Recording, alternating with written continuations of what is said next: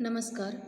सावित्रीबाई फुले शिक्षण प्रसारक मंडळ संचलित श्रावणलाल मोदी विद्यालयातून मी सहशिक्षिका श्रीमती कडवे AS आज वर्ग 9वीचा इतिहास हा विषय शिकवणार आहे. आजच्या लेक्चर नंबर 10मध्ये आपण शैक्षणिक वाटचाल हे प्रकरण बघणार आहोत.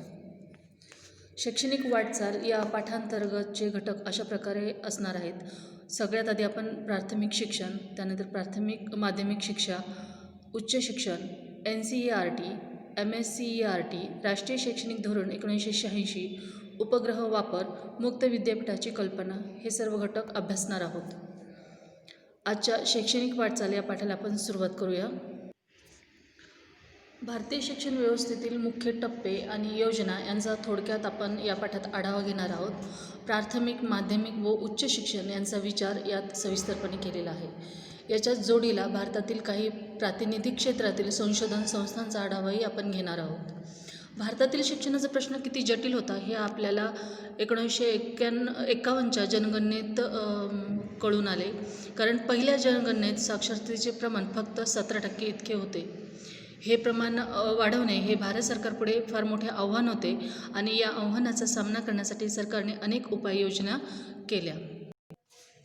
त्या अंतर्गत प्राथमिक शिक्षणामध्ये काय बदल घडून आले हे आता आपण बघणार आहोत.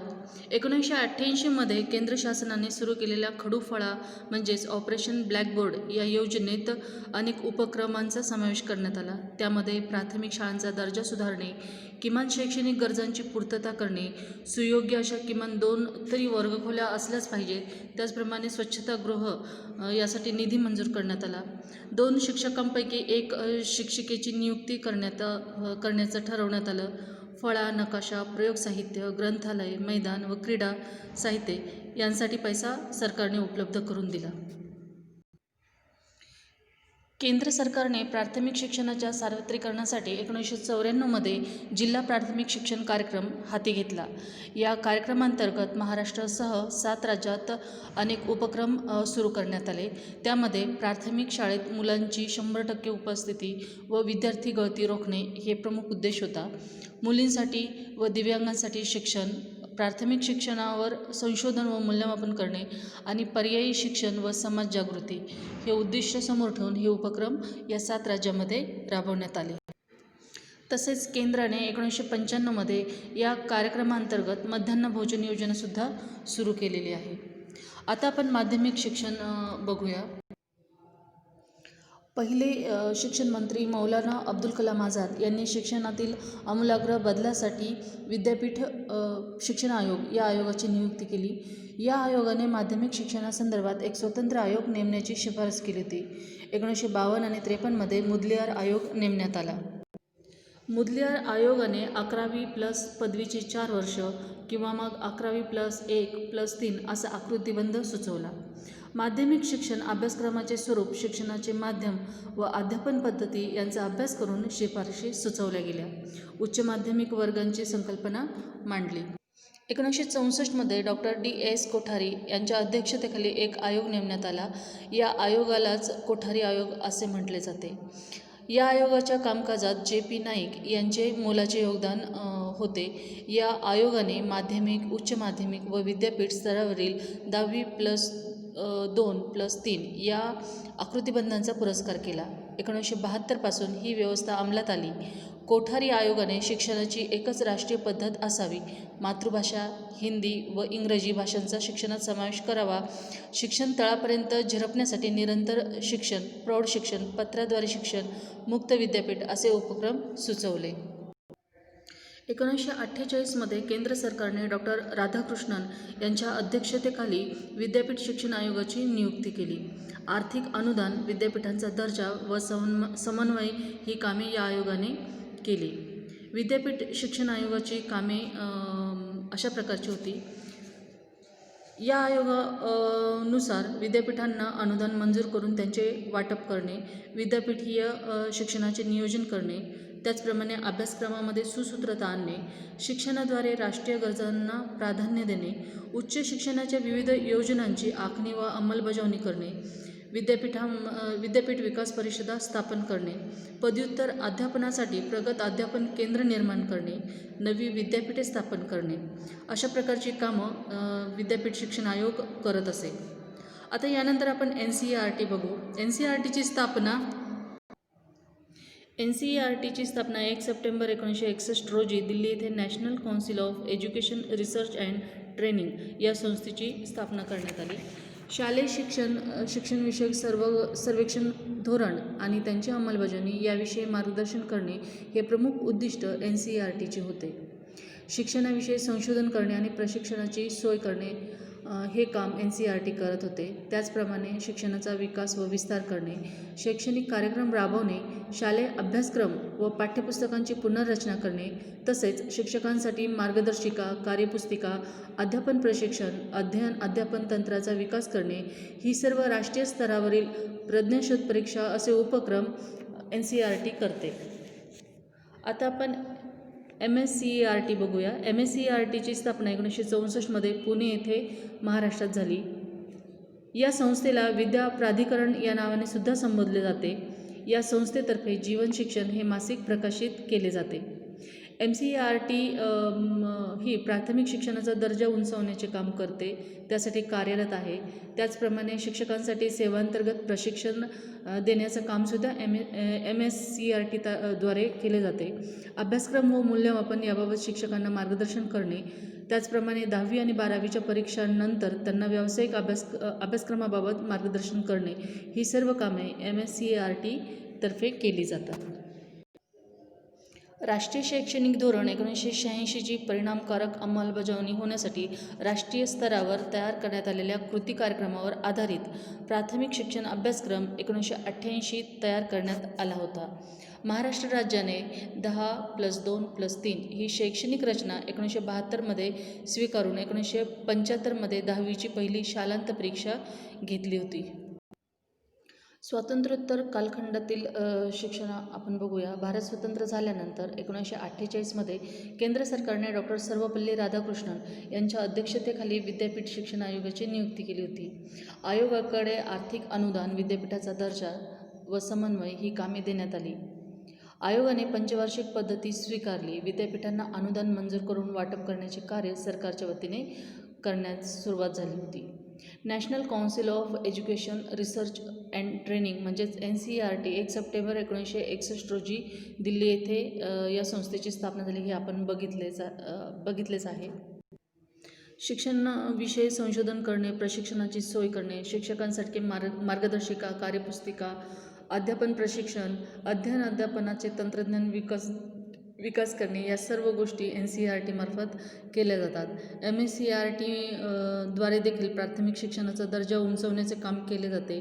शिक्षकांसाठी सेवांतर्गत प्रशिक्षण आयोजित केले जाते. अशा प्रकारचे अनेक कामं केले जातात. राष्ट्रीय शैक्षणिक धोरणानुसार अनेक बदल शिक्षणामध्ये घडवून आणण्याची गरज होती आणि ते बदल घडवून आणले गेले. सर्व राज्याकरिता किमान एक अभ्यासक्रम दिला गेला. सर्व विद्यार्थ्यांना समान शैक्षणिक संधी मिळवण्याची अपेक्षा करण्यात आलेली होती.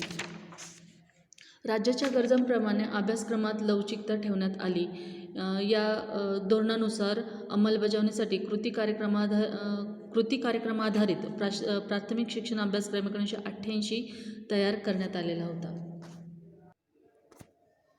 उपग्रह वापर आता आपण बघूया. उपग्रहाद्वारे शैक्षणिक उद्दिष्टे साध्य होऊ शकतात हे 1975 साली सिद्ध झाले. इस्रोचे शास्त्रज्ञ एकनाथ चिटणीस यांनी 7 मोठे योगदान दिले. अनेक कारणामुळे ज्यांना औपचारिक पद्धतीने महाविद्यालयीन शिक्षण घेता आलेले नाही अशांना हे शिक्षण मिळवून पदवी प्राप्त करता यावे यासाठी मुक्त विद्यापीठाची कल्पना पुढे आणण्यात आली होती. मुक्त विद्यापीठात प्रवेश घेण्यासाठी शैक्षणिक पात्रता, वय व अन्य अटींमध्ये सूट देण्यात आलेली होती. औपचारिक पद्धतीप्रमाणेच मुक्त विद्यापीठात वर्गात अध्यापन होत नाही. विद्यापीठातून प्रत्येक कोर्सचे छापील साहित्य अभ्यासासाठी मिळते. शिवाय आकाशवाणी आणि दूरदर्शन या माध्यमातून दूरस्थ शिक्षण कार्यक्रम सुरू असतात. याच धर्तीवर इंदिरा गांधी राष्ट्रीय मुक्त विद्यापीठाची स्थापना करण्यात आली होती. ही स्थापना 1970 झाली. पी पार्थसारथी यांच्या समितीने केलेल्या शिफारशीनुसार 20 सप्टेंबर 1985 रोजी इंदिरा गांधी राष्ट्रीय मुक्त विद्यापीठाची स्थापना करण्यात आली. सर्वसामान्यांच्या घरात ज्ञानगंगा पोहोचवणे हा या विद्यापीठाचा हेतू होता. ज्यांना औपचारिक शिक्षण घेता आले नाही त्यांना पात्रता, वय व अन्य अटींमध्ये सवलत देऊन उच्च शिक्षण घेण्याची संधी या विद्यापीठाने दिली. 1000हून अधिक अभ्यासक्रम, देशात व विदेशातही प्रशिक्षण केंद्रे, आकाशवाणी व दूरदर्शन याद्वारे दृकश्राव्य पद्धतीने दूरस्थ शिक्षण ही या विद्यापीठाची वैशिष्ट्ये होती. स्वातंत्र्योत्तर काळात देशात वैज्ञानिक संशोधनाला चालना द्यावी व त्या संशोधनाचे लाभ सर्वतोपरी पोहोचावे म्हणून 1950 मध्ये council of scientist and industrial research या संस्थेची स्थापना झाली. पदार्थविज्ञान व रसायन, औषधे, अन्न प्रक्रिया, खाणकाम अशा क्षेत्रात संशोधन सुरू झाले. या संस्थांमधील संशोधनाचा लाभ भारतातील उद्योगांना व्हावा म्हणून औद्योगिक संस्थांबरोबर करार करण्यात आले. त्यामुळे भारताची आयात कमी होऊन परकीय चलनाची बचत झाली. या संस्थेने मूलभूत संशोधनाला चालना दिली. उच्च शिक्षणासाठी परदेशात गेलेल्या विद्यार्थ्यांना भारतात परत येण्यासाठी या संस्थेच्या प्रयोगशाळांनी महत्त्वाची भूमिका बजावली.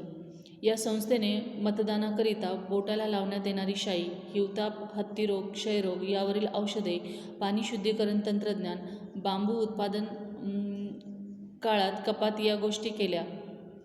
DNA फिंगरप्रिंट्स तंत्रज्ञान भारतात सर्वप्रथम वापरले गेले. अंदमानातील आदिवासींचा जनुकीय अभ्यास करून त्या जमाती 60,000 वर्ष जुन्या आहेत हे सिद्ध करणे, भूकंपाची आगाऊ सूचना मिळवणे इत्यादी गोष्टी या संस्थेने केलेल्या आहेत. गणित. तामिळनाडूमधील National Institute for Research in the Mathematical and Physical Science ही संस्था 1962 मध्ये स्थापन करण्यात आली. गणित विषयातील सर्वोच्च संशोधनाला या संस्थेने चालना दिली. संगणक. 1969 मध्ये आपण स्वदेशी बनावटीचा संगणक तयार केला. इंडियन स्टॅटिस्टिकल इन्स्टिट्यूट आणि जादवपूर विद्यापीठ यांनी संयुक्तपणे ISIJU हा देशी बनावटीचा पहिला संगणक तयार केला. टाटा कन्सल्टन्सी सर्व्हिसेस अर्थात TCS या कंपनीला 1974 मध्ये अमेरिकेतून सॉफ्टवेअर निर्मिती क्षेत्रातील कंत्राट मिळाले आणि भारतात सॉफ्टवेअर उद्योगाची सुरुवात झाली. संगणकामुळे शास्त्रीय संशोधनाचा वेग वाढला. 1987 मध्ये अमेरिकेने भारताला महासंगणक देण्यास नकार दिला. राजीव गांधी सरकारने स्वतःच महासंगणक विकसित करण्याचा निर्णय घेतला. 1988 मध्ये केंद्र सरकारने पुणे येथे centre for development of advanced computing CDAC या संशोधन संस्थेची स्थापना केली. 1991 मध्ये डॉक्टर विजय भटकर यांच्या नेतृत्वाखाली परम 8000 हा महासंगणक तयार करण्यात आला. भारतात अणुविज्ञानाच्या संशोधनासाठी भारत सरकारने फंडामेंटल रिसर्च संस्थेची व अणुशक्ती मंडळाची स्थापना केली. डॉक्टर होमी भाभा हे या दोन्ही संस्थांचे संचालक होते. या संस्थेने nuclear physics, solid state physics इत्यादी विषयावर मोलाचे संशोधन केले. अणुभट्टी निर्मितीसाठी शास्त्रज्ञांना प्रशिक्षण देण्यासाठी ट्रेनिंग स्कूल काढण्यात आले. अणुभट्ट्यांच्या माध्यमातून किरणोत्सारी पदार्थांची निर्मिती करून शेती, उद्योग व वैद्यक या क्षेत्रात त्याचा उपयोग केला जातो. 1951 मध्ये उच्च व प्रगत अभियांत्रिकीचे शिक्षण मिळावे यासाठी IIT ची स्थापना झाली. IIT म्हणजेच इंडियन इन्स्टिट्यूट ऑफ टेक्नॉलॉजी होय. पवई, चेन्नई, कानपूर, नवी दिल्ली, गुवाहाटी, रुरकी येथे अभियांत्रिकीचे IIT ची महाविद्यालये आहेत. प्रवेश प्रक्रियेद्वारे प्रवेश आणि माफक फी व विद्यार्थ्यांसाठी आरक्षण ही या IIT ची वैशिष्ट्ये आहेत. BTech व MTechचा अभ्यासक्रम येथे शिकवला जातो. स्वातंत्र्योत्तर काळात भारताच्या वैद्यकीय क्षेत्रात फार मोठी प्रगती झालेली आहे. वैद्यकीय क्षेत्रातील संशोधनासाठी 1949 साली भारतीय वैद्यकीय अणुसंशोधन परिषदेची म्हणजेच ICMR ची स्थापना झाली. विविध रोगांवर संशोधन करणारी 26 केंद्रे देशभरात सुरू झाली. Advance centre for treatment, research and education in cancer he Tata memorial सेंटरची शाखा आहे. कर्करोगावरील उपचार संशोधन आणि कर्करोगासंबंधीच्या शिक्षणासाठी राष्ट्रीय स्तरावरील केंद्र म्हणून ही संस्था कार्यरत आहे. भारतात कृषी क्षेत्रातील संशोधन 1905 मध्येच सुरू झाले. भारतीय कृषी संशोधन संस्थेला म्हणजेच इंडियन ॲग्रिकल्चर रिसर्च इन्स्टिट्यूट 1958 मध्ये विद्यापीठाचा दर्जा देण्यात आला.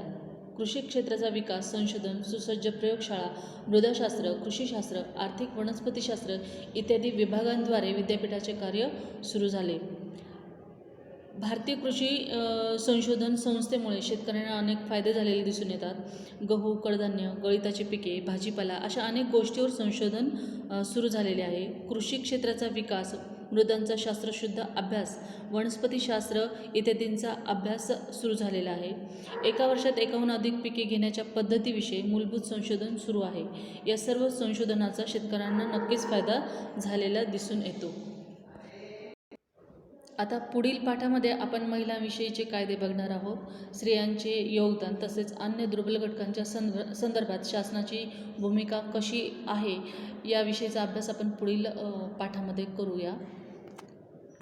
लेक्चर नंबर 11मध्ये आपण महिला व अन्य दुर्बल घटकांचे सक्षमीकरण हे बघणार आहोत. हे लेक्चर इथेच संपले. धन्यवाद.